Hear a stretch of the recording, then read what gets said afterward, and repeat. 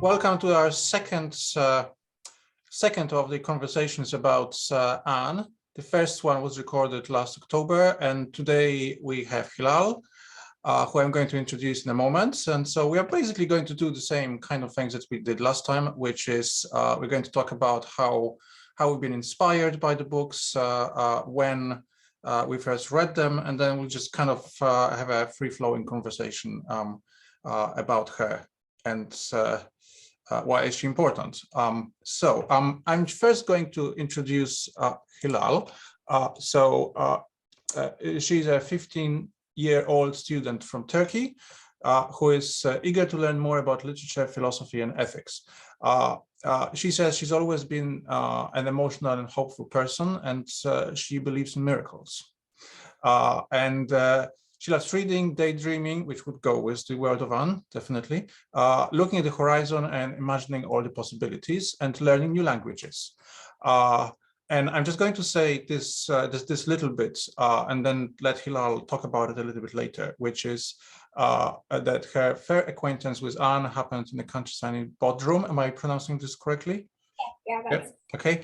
But she normally lives in a city in Ankara.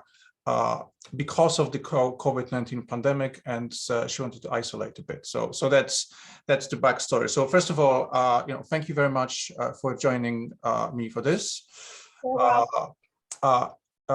Before we started, we said that it's not always that easy to find people who would like to talk about. I think sometimes it sort of feels like, there's just nobody in the world who but actually there are. So if this is one of you, by the way, who is listening to this YouTube video, then please contact me and would have that. Okay, so I am just going to say very, very briefly about who I am, although so I am 45 years old. I'm Polish, but I live in Britain. In Yorkshire. I was a teacher for many years. In fact, I'll touch on this later, but I was actually probably inspired by Anne to become a teacher in the first place for these books when I was younger, so we can talk about it a bit. So, and I'm basically still in education, in English language education, in fact, here in Britain. So that's basically me. So I thought, Hilal, maybe we could start by kind of you telling us a little bit more how you came across these books in the first place, and what's the story behind that. So why don't we start with that? Okay, that would be great. My first meeting with Anne, as you read, happened in a countryside. At first, I wasn't expecting anything. Like, I wasn't expecting a miracle. I wasn't expecting something so magical. Like, I said, yeah, like there was a movie in Netflix, and I think I should read it, and I started to read it, and then so honestly, my life changed. Coming home for a long time, Yeah. So like I'll sort of pitch in, or we can sort of so I first came across the books when I don't remember exact age, but it would be around sort of 12, 13, and I only actually had the first book available because that was sort of back in Poland, where it was a communist system, so we didn't really have like great access to sort of lots of books. So you're kind of waiting until they were translated. But so I read the first one, and there was something about it's like as you say, like particularly back then, it's sort of I lived on the edge of the forest, so the nature was extremely important, and in my own book that I'm writing, I'm actually devoting a whole chapter to nature as a character, because I think it is a character. It's almost like one of the people. Yeah, so I can see that you can speak to that in a second. But I read the first one, and I mean, it's difficult to say what it was, but I think there's some kind of honesty to Anne that is maybe difficult to find with the other even child characters in books, and there's the fact that she's an orphan, but she doesn't hold a grudge, for example. So there is a sort of a pervading sense of goodness throughout these books, and not just the first one. Would be how many have you read? I mean, how many of these series did you read? Did you read all of it, or? I read all of it, yeah. Right. Okay. Yeah. And here are they. Oh, excellent. Right. Yeah. Hmm. Here are them. No, lovely. These are lovely additions. Yes. Yeah. So okay. Sorry, I kind of interrupted you there, but so that was kind of me. That was ages ago. And yeah, I was actually, shall we say, slightly outcast from because turns out that most boys or men don't read these kind of books. But it was actually a compulsory. The first one was a compulsory book in Polish schools. I think it was grade 4 or something like that, but I had read it before then. So that's how it started. And essentially, I kind of had these books kind of somewhere with me at the back of my head for many, many years. And then at one point, and this is really why I started writing my book and doing this and talking to people such as yourself, because I think that it is basically my ethics system. This is what I consider to be a good person. This what she is, and so. But yeah, I'll go back to yourself. Like what? Yeah. So sorry. If you can maybe go back to what you were saying, and you said magical. So what do you mean by magical precisely? When I first met Anne, I was in nature just like you. I was in front of the nature, bonding with it and feeling the nature. Mm-hmm. Actually, it helped me a lot because when I read Anne, I was feeling the nature. I was feeling the descriptions of nature. And then when I came across the nature, I learned to feel it. I learned to be a friend of the nature. Yeah. I learned to be a part of it. Yeah. Yeah, there's something about that, isn't there? The descriptions are very vivid, and they seem to be better than normal. And I think that's probably Lucy Maud Montgomery talking there, really about her world. And in some sense, I don't know about like where you live, but in a lot of cities, the nature is sort of has been, I mean, the modern world just took a lot of it away, and I think there's been a huge change in how people live. And not everyone has access to trees even, unless so there's that. But yes, I was very lucky to be living very close to nature in a very peaceful kind of place, although it was just a big block of flats, but it was at the end of a city, so it was literally right next to the woods. And so that definitely kind of spoke to me. So that was one thing. But the other one was, I suppose I mentioned this sort of, so I am not a religious person, but I am in relation to the values that are in the books. That is to say, the idea of sort of, well, she's an orphan, isn't she, to begin with? But then she is taken in by people who frankly make a huge sacrifice, if you think about it, because they are old, and maybe they just might want to to live in peace for the rest of their life rather than deal with Anne Shirley when she was very young with Olive. So there's that. I think there's a feeling, to me, there's this feeling, I don't know what you think, so maybe that she learns something from them and they learn something from her. And so it's not just like she's just a perfect person that has no faults whatsoever. She brings stuff in, but she also learns from them. What do you think about that? Definitely. Like what I love about Anne is she makes mistakes, she gets upset, and then somehow she finds a way out, finds solution. Yeah, so yeah, absolutely, I agree, which is actually why she is a role model, because most people are not perfect. Although I know a few who would like to think themselves that way. But most people are not, of course, and this is why you can relate to her.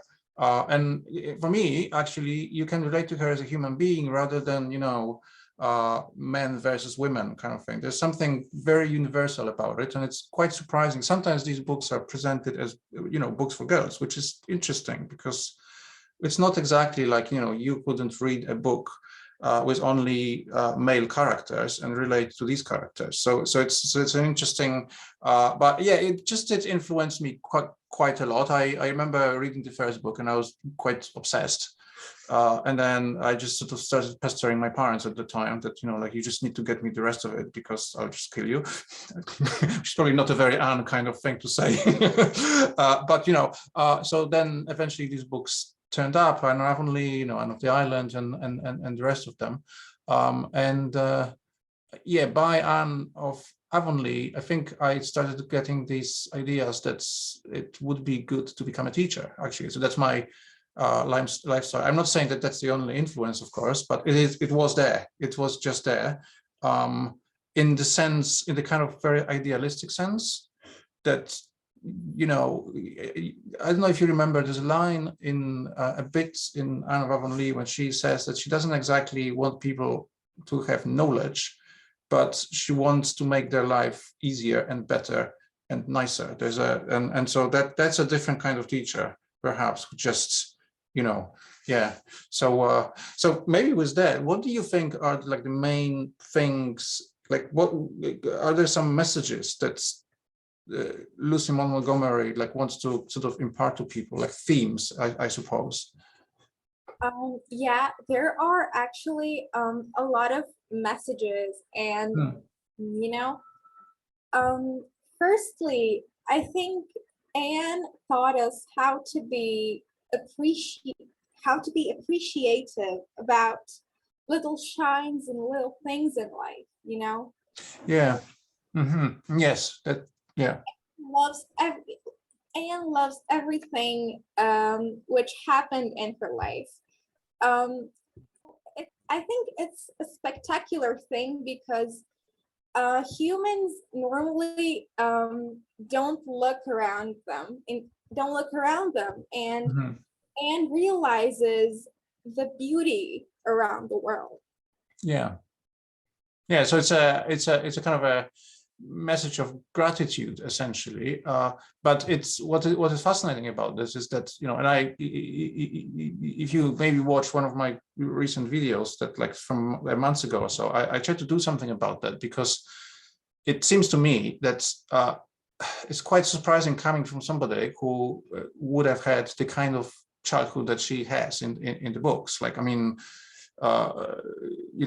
think in the books it's a little bit less. It's like there's very little about, before she comes to the island, but it's quite clear that she would have been basically abused by these people before, and and sort of, so it makes you think, okay, well, if people like that can have that kind of gratitude about the world, then surely so could I, because I haven't experienced this at all in my life. My life has been quite safe by comparison to something like that, and so there's a strength behind this. But I also think that maybe that's what is needed. I don't mean that people should be beaten, but I mean that you need to kind of understand how it feels, so you can understand how it might feel for other people if that happens to them, and therefore then you can help them. So I think it's a very powerful message. Seems very Christian message. Or at least, I'm simply saying Christian from the perspective that Montgomery was one. And so I can sort of, I can appreciate that very easily, despite the fact that I'm not even religious, but I am probably, I understand how it might work. So that's very impressive. And we mentioned nature, obviously, and then of course there's the whole Gilbert story. Yeah. Right. And how do you read this relationship, particularly, in the first 3 books? Yeah. I think Gilbert is a kindred spirit for Anne too. Yeah.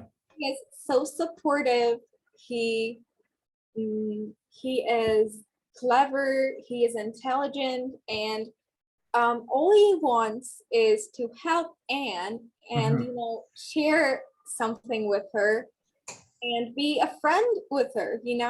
Yeah, yeah. There's yeah, go ahead. Sorry. Yeah. Yeah, they're husband and wife, but much more than that, I think they are a team. They're Yes. a team that helps each other feeling. Absolutely. That's exactly what I was about to say, because it seems, because sometimes you read or watch love stories and they are just about love in some sense, like this sort of romantic love, but it's almost like some kind of massive outbursts of emotions, and then but it's a little bit flat somehow. But here, like when you think about it, obviously he should not have done what he has done in the classroom. Like there's no but then in some sense neither should she have reacted maybe that way, although obviously that's how it starts, but in the sense that like you've got this kind of well, he shouldn't have done this, but then and she didn't deserve it, but perhaps she shouldn't have responded that strongly, and then obviously he apologizes constantly, right? And then she holds the grudge. That's the whole thing.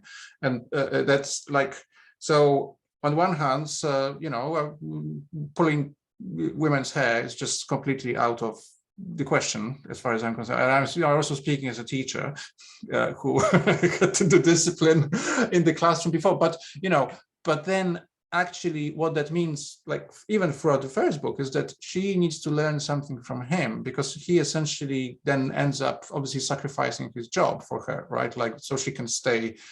So there's that. So there's like a massive friendship behind it, as you say. Yeah, go ahead, because I can, yeah.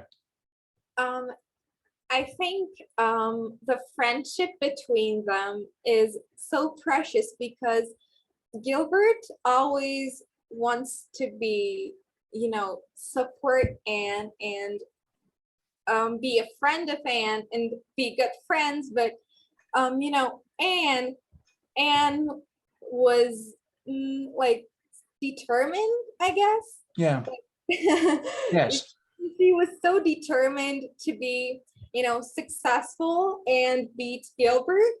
So, Yeah. so like they're arguing a bit more than Yeah. the others, but like yeah, it's a precious friendship, even though they were arguing. Yeah. Yeah, that's right. Yes, I agree. And but there's some, and of course, then later in the books, like particularly the third one, I think, the kind of university, when obviously she goes off with Roy for a bit there, and then she realizes that's obviously a person who has no sense of humor whatsoever. Then it's just completely boring, right? So there's this sort of weird idealism that she has, and I think. And what I have written recently, actually, in what I'm writing, is that essentially it seems to me that he needs her sort of magic and imagination, because he might be a little bit too down to earth, but then she needs what he is bringing, which is she needs more down to earth, because otherwise she'll just fly off. And so there's this kind of give and take, I think, between them, that basically they need one another. And that's probably what relationships are supposed to be, rather than just one person just being perfect and the other just so I think I don't know what you think, but that's how I read this story of them in the first three books. Yeah, go ahead. Yeah, definitely, I agree with you. I think the relationship is like I think the relationship is just the same as the relationship between humans. Like they're perfect, they're supporting each other, they're like you know being they're like being supportive to each other, as I said. Yeah. Then Gilbert and Anne, yeah, Gilbert has had a lot of duties actually, and Yes. Gilbert had a lot of duties, and like he was like a little bit exhausted, because of his duties. he always had to do something, you know, he went to school and then he came home and then he had to do something all the time. And Yeah. then Anne added some imagination and Yeah, happiness that's right. Yeah. to Gilbert's Mm. life. Yeah. Yeah. And there's also I focus quite a lot in what I am, well, just thinking, you know, about these different themes, about this character of Catherine Brooke in the fourth book, right? Wind the Poplars or Willows, if you will, because I think there are two different titles for that book. I think the American one is, or Canadian is different one from the British ones, but it's called Poplars here. But there's, so that is actually kind of, you know, also around sort of the gratitude thing, but it's almost like it seems somehow related to the Gilbert story in the sense that, you know, Anne remembers that she was holding this grudge, in other words, being bitter for years. And so I think then she's able to understand what this person feels, particularly when you later learn the sort of terrible story that Catherine Brooke has in her family, you know, with the uncle, and there's a whole kind of backstory of how people get to be very angry with the world.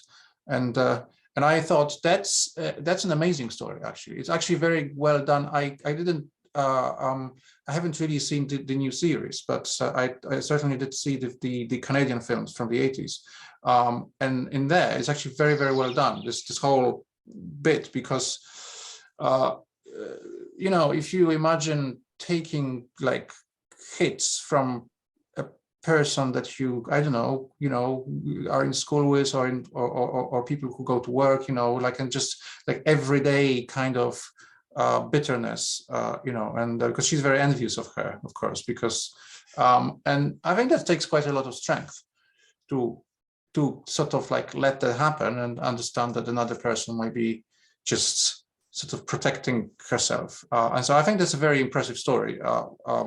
You know, yeah, go ahead, because if you want to add to that. Yeah, I agree with you. I think what Anne does is like Anne itself has a kind of proud, I guess, has a kind of proud that keeps her away from the friendship or from the sharing of Gilbert. And Mm-hmm. you know, I think at the end of story, I love that how she understands that proud is not always working. You know, Yeah. um, Mm. there is more important things than proud and ambition. Mm. Yeah. Yeah, Well, there are. that's, Yeah. yeah, so there's that. So there's so if you go back even to the end of the first book, obviously her staying with Marilla over a career essentially is precisely that. Yes. So I mean, you could probably say that this is essentially family values. Like, you know, like that is more important, but essentially relationships with other people, and supporting other people. And because what I was thinking the other day was that when you read you know, like Anne of Windy Poplars, for example, it doesn't really, like, there's no focus on the fact that she's a headmistress of the school.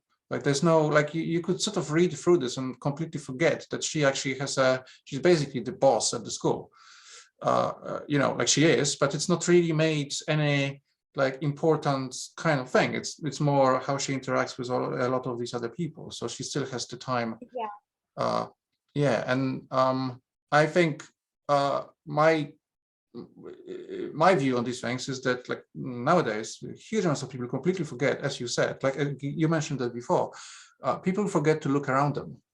They just sort of sit around their work, maybe in their careers, and I don't think that's living exactly. That's existing, maybe, you know, but yeah. What do you think? Yeah, definitely. Living is realizing the beauties around you, Yeah. realizing the lights around you, and I think that's what Anne does. Yeah. Anne gives value to her friends. She has lots of friends. She has her bosom friend Diana. I think Anne and Diana's story are so precious.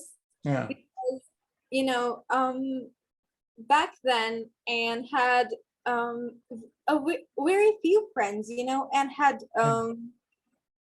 very few friends, and Anne realized that yeah, actually she really wanted to have a friend that support her. Yeah. And you know, yeah, and then Diana came, and then yeah, their friendship and their bonding is so precious for me. Yeah. But you know, like there's also this bit, like there's an aspect of this friendship that it's like, so there's a I have a quote written downstairs, which, you know, this thing that, like, I never realized that there are so many kindred spirits in the world. She's not exactly picky. Is to say, like, obviously there are people who are not, but it's not like there's just like three of them, and she's very so. In fact, Diana is particularly if you read later books, is, you know, she's shown as a little bit different. For example, you have a bit there which I think is fascinating actually, which is that you know, they are like, when it comes to politics, they don't even talk about it because.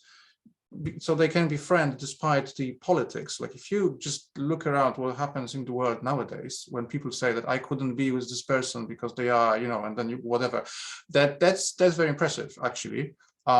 I know a couple of people around me here who have done that. So like you probably have heard of Brexit. And there are very few people who would now live together if one person voted for and another person voted against. But I do know a couple who have adopted a child. They are older than me, but nonetheless, they live together. And I think it's amazing because they just, the personal is not just some voting thing, because you see if a person is kind to other people or not. And I think that's one of the things that is sort of there. Like, you know, that's how I see it. That is quite beautiful actually, to sort of to see the person despite, you know. And so I think she's not quite, like, Diana is a little bit different. I think Diana is not exactly you know, magical in this sort of sense of imagination. I think she needs to be kind of prodded a bit to, you know, but she is the best friend, and she's a kindred spirit, and you know, yeah. Yeah, actually, Diana's life was very simple and was very normal. And then when Anne came out, she realized that she can do better. She can, Yeah. she has a long way Mm-hmm. next to her. You know, she can do better. She can imagine better. Yes, that's true. That is true. Yes. So it's almost like through friendship, you can convince people to improve themselves rather than just by telling them off, which is, I think, you know, because I think that's another message there. Like even, you know, with Rachel Lynde, that's an interesting one. You know, particularly this apology at the beginning of the first book, right? But it's I think. I understand that Mark Twain, you know, the one of Tom Sawyer, said that this was about this particularly the first book, that this was the best book since Alice in the Wonderland. Actually, so he was quite. I read that somewhere, but but I thought that in some sense Anne is almost like an adult in these relationships. You know, she's not. Yeah. Yeah, that apology is unforgettable. Yeah. Yes. Yeah. Yeah. Go ahead, please. Yeah, like, I mean, I just think that well, she apologizes because she has to, but she also not apologizes at the same time, of course. So she's sort of, well, but she's not exactly playing games, like in some sense. She just I suppose the word is disarming people, like with wit, and actually intelligence, right? And what I find fascinating, particularly about the first book when she's small, you know, this whole episode, this is kind of linked, I think, to that, which is this sort of conversation to Rachel Lynde.